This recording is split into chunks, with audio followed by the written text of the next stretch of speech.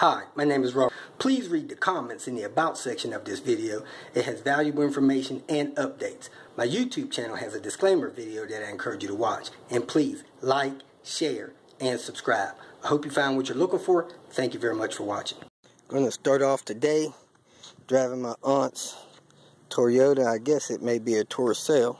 Let me check, make sure the tags are good. I don't need to be getting pulled over for that.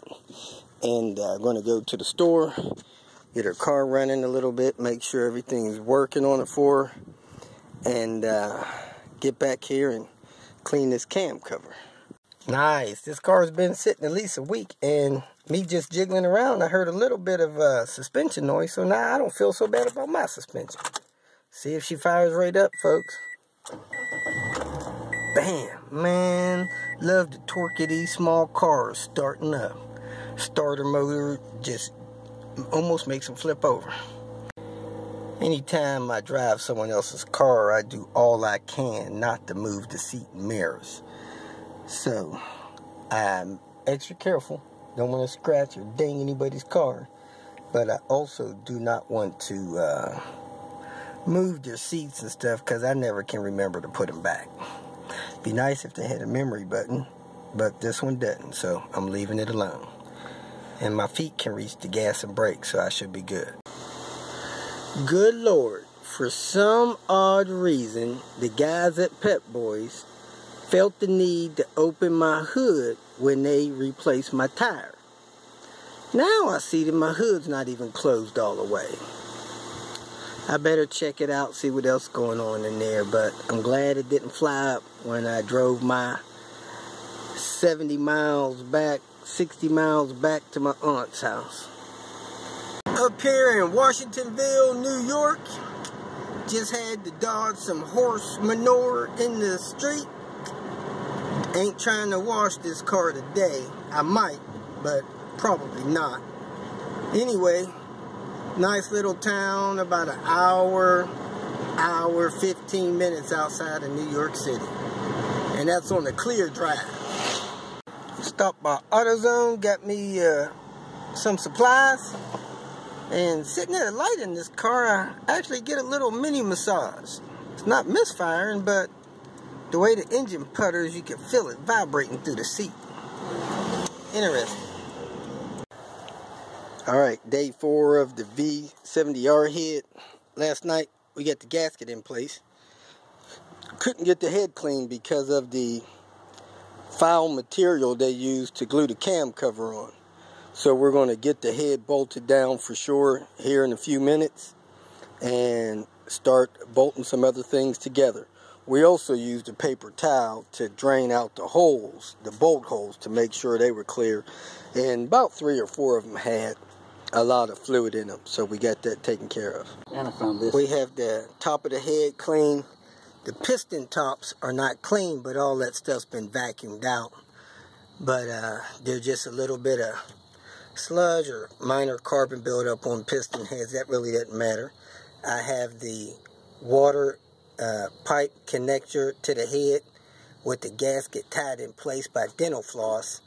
And when I get the bolts pushed through there, I'll pull that dental floss off. I'll break that dental floss off. But you want something to hold it in place, either some liquid gasket maker or something to tack it on there. But you don't want it to move around and come loose when you set the head in place.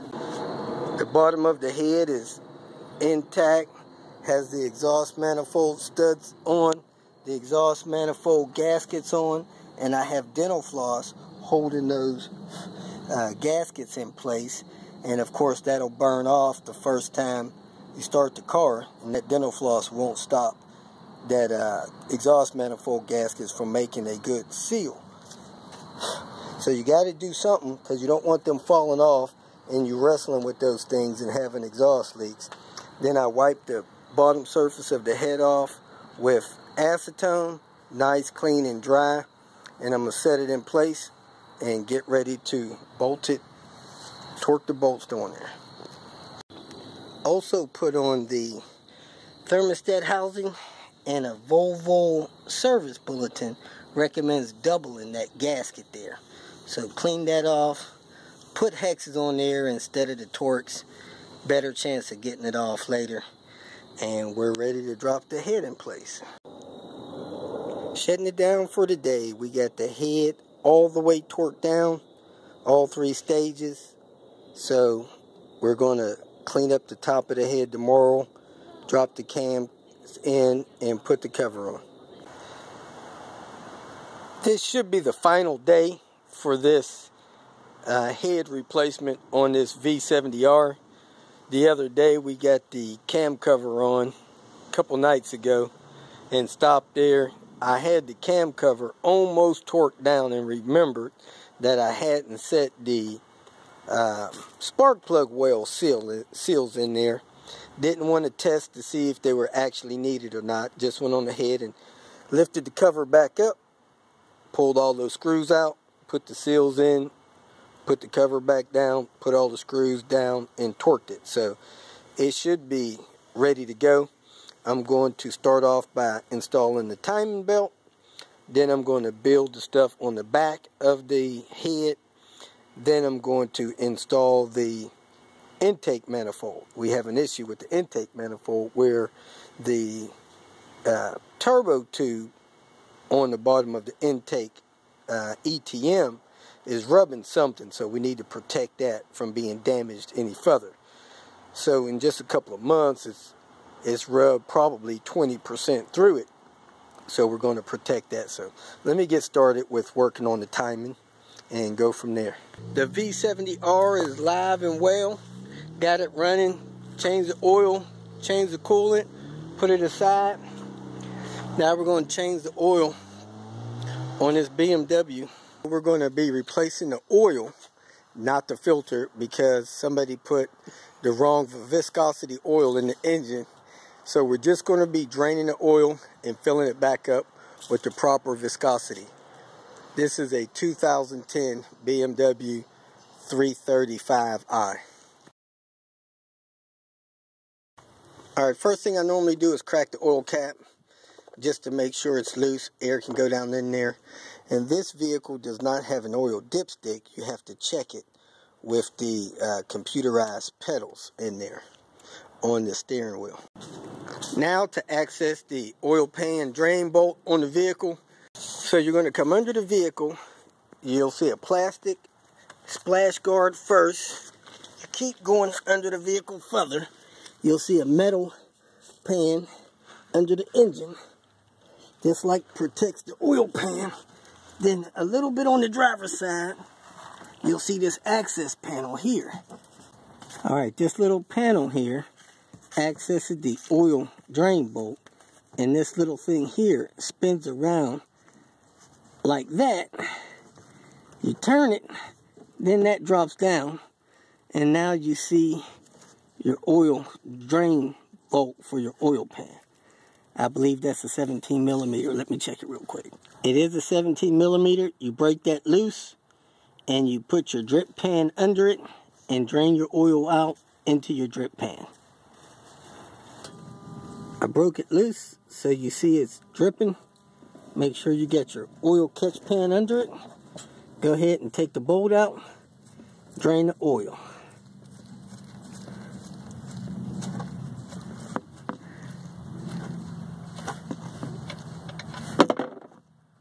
And there it is. I put the bolt back in with the new crush washer. I closed the panel door on it. I actually sprayed it down just to clean it off with a little bit of brake part cleaner. And I'm done underneath. Now we're going to come up top and fill the oil back up with 7 quarts of oil. We got this little oil filler contraption. It helps you fill the oil up a little bit faster. We ordered it from a company called IPD. So you remove the oil cap, oil filler cap. Then you put that part of it on there. It has a groove just like an oil cap does. Lock it in place. Now you put the tub on there that actually has seals. Put that in place. This vehicle is turbo, so of course you're using full synthetic. And in this case, we're putting in 5W30. We're going in on the winter months, and that's what the vehicle calls for anyway. So, crack open 5 quarts. I'm going to go ahead and pour that in there. And just for good measure, you want to look under the vehicle. Make sure there's not oil pouring under the vehicle. So as you can see, that tub is, I guess it's probably 2.5 quarts deep, but it makes it very easy to refill the oil. Now we need to add 2 more quarts.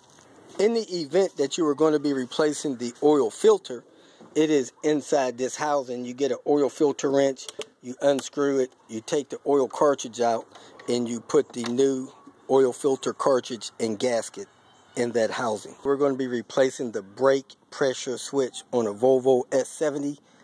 Occasionally, these things leak. You may be losing just a little bit of fluid, and if you look down there on that plug, you may be able to see that that plug is a little wet, so it's losing a little brake fluid out of there somehow. Those things are near impossible to find, so I pulled one out of the salvage yard as usual. It has a little gasket on there just in case the gasket is leaking. You can pull it, replace that gasket, see if that helps. But if it's somehow leaking inside the plug, you'll have to replace the whole plug. The tool you'll need is a 14mm boxed-in wrench, and you'll need some brake fluid in case you spill some when you're replacing this, which is probably what's going to happen. A little bit difficult to reach if the vehicle's turbo, but the first thing you want to do is unplug the switch and then put the 14mm on there, unwind it, screw it out, plug it with your fingers, screw the replacement in with the gasket, and then tighten it down a little bit. Looking at the sensor I pulled off, it looks as if there was some kind of crack or leak coming from inside the plug area. The outside doesn't look cracked and doesn't have much fluid on there, but there's a lot of fluid on the inside, so somehow it was leaking through the plug. As you can see, this area is dry, so it wasn't leaking from that seal there. We cleaned out the plug, dried it out, made sure we didn't lose the gasket in there, plugged it back in. We're about to top off the fluid level. The fluid should be up, I'd say in the middle of the word Volvo there, and then we'll be all done. Next, we're working on this S70. It's a 98 model. It had a random misfire on number 4, so we just replaced the fuel injector with a used one that he had because the new one hadn't arrived yet. If you ever have fuel injectors having issues, go ahead and remove them, have them flow tested and cleaned at a performance shop. And that way you don't have to buy new injectors. They'll probably do it $25 per injector. Sometimes they just like doing it so much they'll do it for free.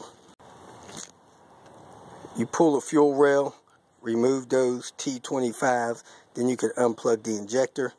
When you pull the fuel rail out, you can plug it in to your thing there with the bracket and spin it around. Then it'll lock back in that fuel line there, so you don't have to disconnect that. You just pull the injectors out of the intake manifold and then spin them around, spin the whole rail around, and it'll unplug from the fuel line. Replace the fuel injector, still have a misfire. Number 4 is not sparking. We pull the plug, put it on number 3, it sparks. On number 4, it doesn't spark. So we're going to check the distributor. So I moved the air box out of the way, and look, number 4 plug is totally unplugged from the distributor cap. So there's where we have a misfire. Now you see it sparking. Alright, cool, thanks. If you feel that this information was useful, please like it and share it with your social media friends. You can subscribe to my channel so that you will get notifications of future videos that I post. You can follow me on Twitter, and if you need to contact me directly, please visit my website. And if you have any questions, leave them below, and someone or myself will reply to them. Again, thank you very much for watching.